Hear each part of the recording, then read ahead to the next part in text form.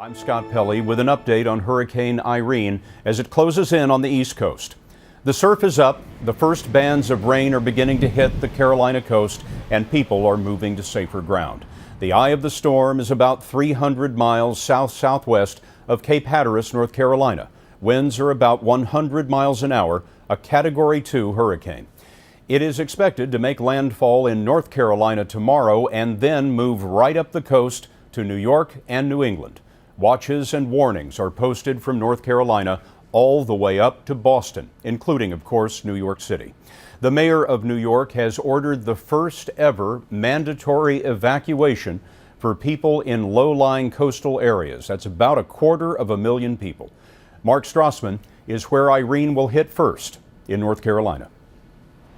The beaches and towns of the Barrier Islands are now mostly deserted. People have boarded up their homes and gotten out. Just in the last couple of days here in Dare County, 180,000 people have evacuated. The major worry with Irene now here is flooding, major flooding from both sides of these Barrier Islands. It could cut them in two and threaten anyone who so far has defied a mandatory order to get out. And by this time tomorrow, Scott, Irene's full force should be here.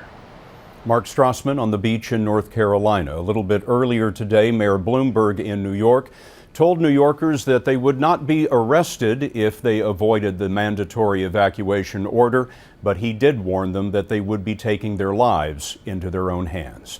CBS News will be tracking the hurricane and its impact around the clock. There will be more about all of this on your local news on this CBS station and on cbsnews.com. And of course, later this evening on the CBS Evening News. Until then, I'm Scott Pelley, CBS News, New York. For news 24 hours a day, go to cbsnews.com.